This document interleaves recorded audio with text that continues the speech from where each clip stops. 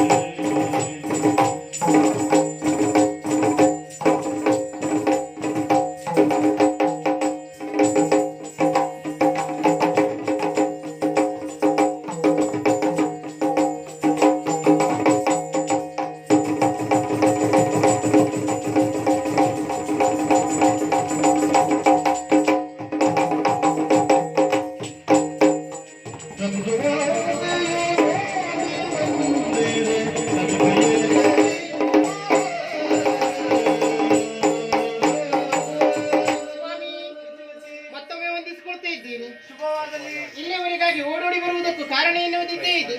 ನೋಡಿದ್ರೆ ನಮ್ಮದೇ ಆದ ಉಕ್ಕವನ ಮಾಮರವೆಲ್ಲವೂ ಚಿಗುರಿ ನಿಂತಿದೆ. ಇದುವೇ ವಸಂತ ಕಾಲ ಎನ್ನುವುದಾಗಿ ಎಂತವರಿಗೂ ಸ್ಪಷ್ಟವಾಗಿ ಗೊತ್ತಾಗ್ತದೆ. ಈ ವಸಂತ ಕಾಲದಲ್ಲಿ ಮದುವೆಯಾದಂತಹ ಸತಿಪತಿಯರು ಉಪವನದೊಳಗಾಗಿ ಹೋಗ್ಬೇಕು, ಜಲಕ್ರೀಡೆಯನ್ನು ಆಡ್ಬೇಕು, ಮನಸ್ಸಿಗೆ ಆನಂದವನ್ನು ನೆಮ್ಮದಿಯನ್ನು ಪಡೆದುಕೊಂಡು ಬರಬೇಕೆನ್ನುವುದಾಗಿ ಹಲವರ ಆಸೆ. ಅವರೆಲ್ಲರ ಆಸೆಯ ಹಾಗೆ ರಾಜಕುಮಾರಿಯಾದಂತಹ ನನ್ನ ಮನಸ್ಸಿನಲ್ಲಿ ಆಸೆ ಎನ್ನುವುದು ಉಮ್ಮಳಿಸ್ತಾ ಇದೆ. ಹಾಗಂತ ನಾನು ಓರ್ವಳೆ ಹೋಗುವುದು ಸರಿಯಲ್ಲ.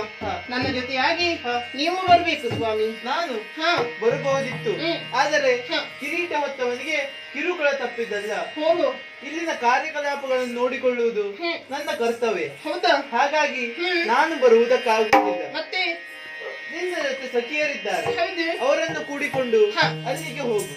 ನನಗೆ ಸಮಯ ಎನ್ನುವುದು ಸಿಕ್ಕಾಗ ನಾನು ಅಲ್ಲಿ ಖಂಡಿತ ಬಂದೇ ಬರುತ್ತೇನೆ. ನೀವು ಬರ್ತೀರಿ ಅಂತಾದ್ರೂ ಹೋದಂತಹ ನನ್ನ ನಿರೀಕ್ಷೆಯಲ್ಲಿ